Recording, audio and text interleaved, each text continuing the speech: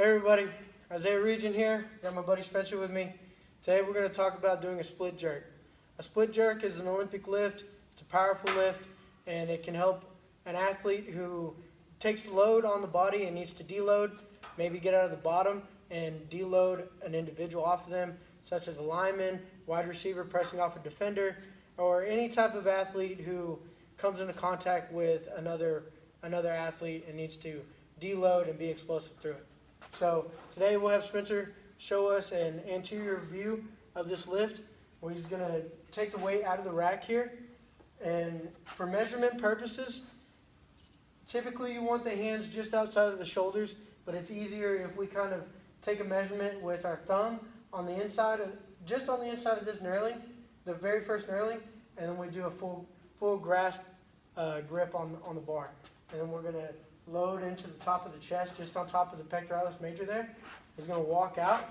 He's got his elbows just in front of the bar, which we'll show here in just a second.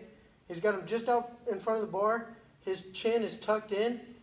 His spine is straight up and down with his body. Feet are shoulder width apart. And he's got the weight braced just on top of his pectoralis major here. And he's ready to perform a split jerk. So give us one split jerk real quick. There we go. And then bring it back down. Go ahead and walk that back in. Walk that back in and we'll talk about it. So the split jerk, like I said, is going to be a lift that you can perform to get off a defender or be explosive out of the top here. And it's going to work the pectoralis major, embracing that weight. It's going to work the posterior deltoids, the anterior deltoids, and even some of those lateral deltoids when you press through overhead. It's also going to work the triceps brachii to finish the weight up top to help hold and brace, and those latissimus dorsi muscles and your trapezius and your rhomboids and your subscaps, trying to brace those scapulas together when you're at the top there. Even your rectus abdominis, your erector spinae, and those psoas muscles there in the anterior portion of the hip are going to be helpful to brace the weight up at the top and exploding through.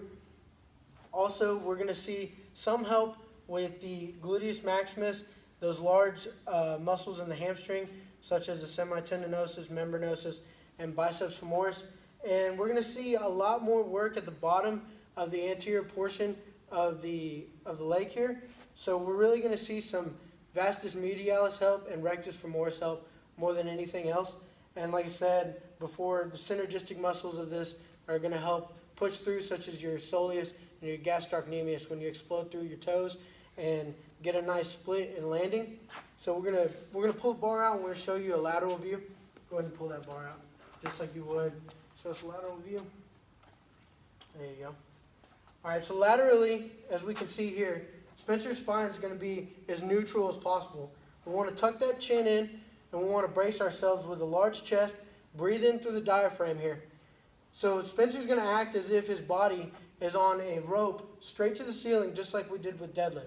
We don't want that head to come too far forward. We don't want it to come backwards. We don't want any rolling of the shoulders.